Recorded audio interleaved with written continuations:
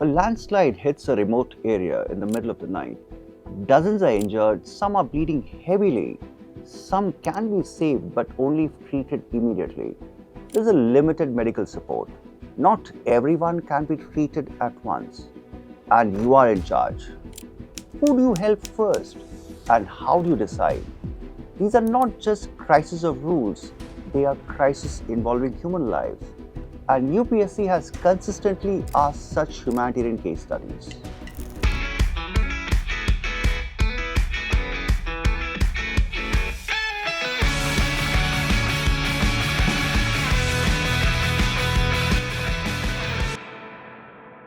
Before we look at how to answer such questions, we need to understand what makes a case study humanitarian.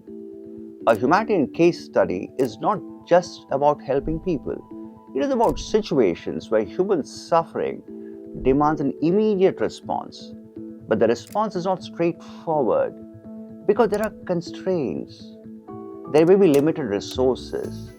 There may be legal boundaries. There may be risks involved. So difficulty is not recognizing that help is needed. The difficulty is deciding how to respond when every option has consequences. That is what makes a case study humanitarian. In today's session, we look at four things. Firstly, what humanitarian case studies are. Secondly, the different types that UPSC asks. Thirdly, how to approach and structure your answers. And lastly, the thinkers you can draw upon to strengthen your reasoning while arguing about humanitarian case studies.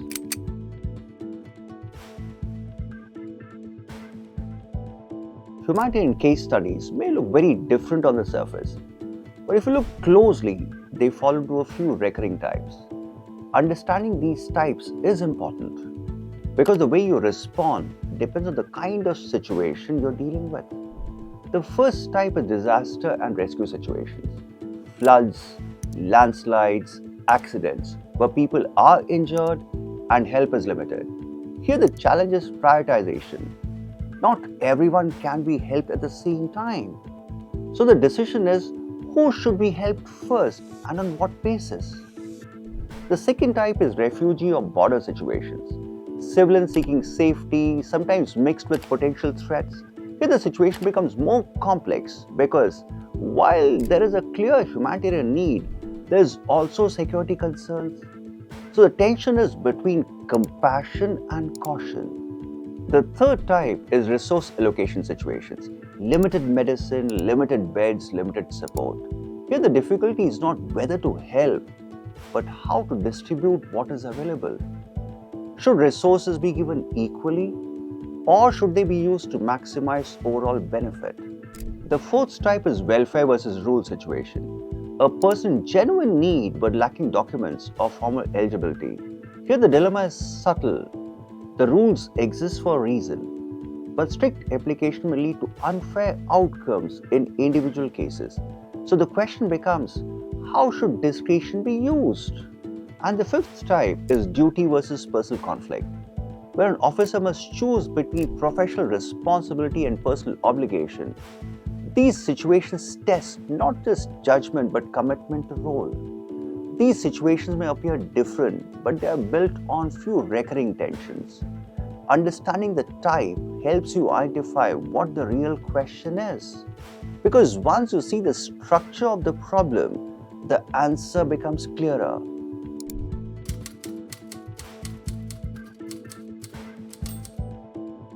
Once you understand the type of case, the next question is, how do you answer it? A good answer is not about writing more, it's about structuring your response clearly. There are 5 steps you can follow. Firstly, identify the situation. What kind of case are you dealing with? Is it a disaster situation, a refugee crisis, a resource constraint? Because the type of case shapes your response. Second, identify the stakeholders. Who are the people involved? The victims, the state, the larger public, and your own role as a decision maker. Thirdly, identify the core dilemma. Not everything, just the main conflict. Is it life versus law, compassion versus security, procedure versus fairness? Clarity here is very important. Fourth, sequence your response. This is where many answers go wrong. A humanitarian situation requires decisions in order. First, address the immediate need, then stabilize the situation, then inform higher authorities and ensure compliance, and finally, look at the long term measures. Fifth, balance compassion with rules and responsibility. But this balance is not always equal. There are situations where compassion is non negotiable, when life is at immediate risk, when people are injured or in urgent need of care. Response cannot be delayed for procedural reasons. At the same time, there are situations where rules must take precedence, where security is at stake, where there is a risk of harm to a larger population, or where misuse is possible. Procedure and caution becomes essential. So the task is not to choose one over the other, but to recognize what situation demands.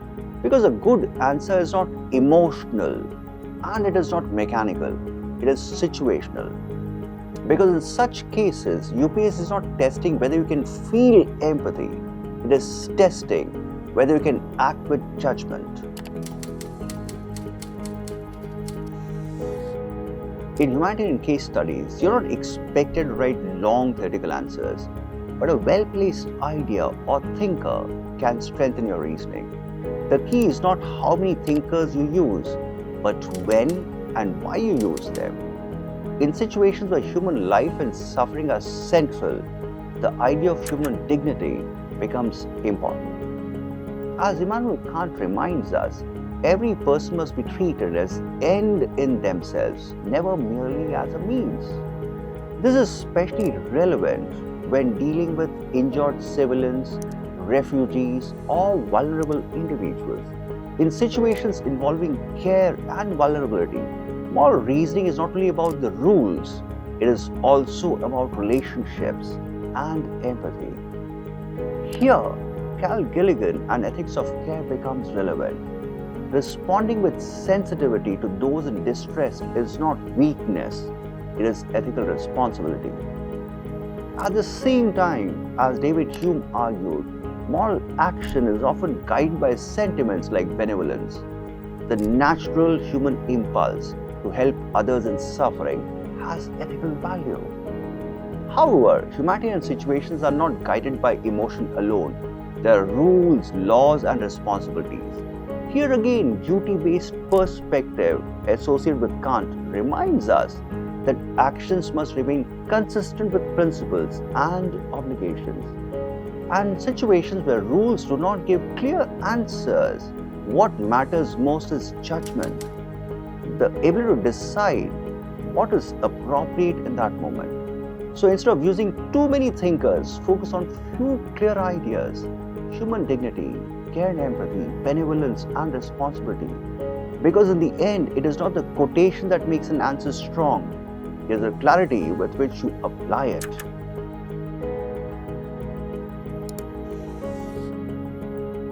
Before we conclude, it is important to understand where most answers go wrong. The first mistake is writing moral lectures, explaining values without addressing the situation. Humanitarian case studies do not ask what is right in general. They ask, what will you do in that specific situation? The second mistake is ignoring constraints. Many answers focus only on compassion and overlook limitations like resources, law, or security risks. But in these cases, constraints are part of the problem. The third mistake is not prioritizing actions. Everything is written as if it can be done at the same time. But real situations unfold in sequence. A good answer shows what comes first, what comes next, and why. The fourth mistake is treating all stakeholders the same way. Civilians, victims, and potential threats require different responses. Failing to distinguish this weakens the answer. And the final mistake is choosing extreme positions, either complete compassion or strict rule following. But most situations do not demand extremes, they demand balance, proportion, and judgment. Avoiding these mistakes does not improve your answer, it changes how you think about the problem.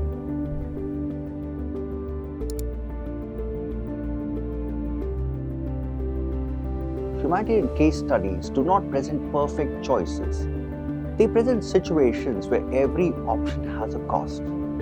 You may not have complete information, you may not have enough resources, and you may not have clear instructions, and yet a decision has to be made. That is the reality of public life, where responsibility does not wait for certainty.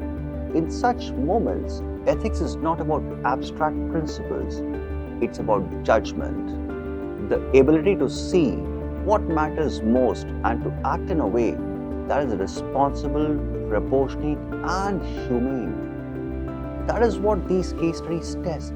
Not whether you can identify the right answer, but whether you can make a responsible decision when situation is not clear. Because in the end, ethics and governance is not about perfection. It's about how you decide when it is difficult to decide. So long, happy learning.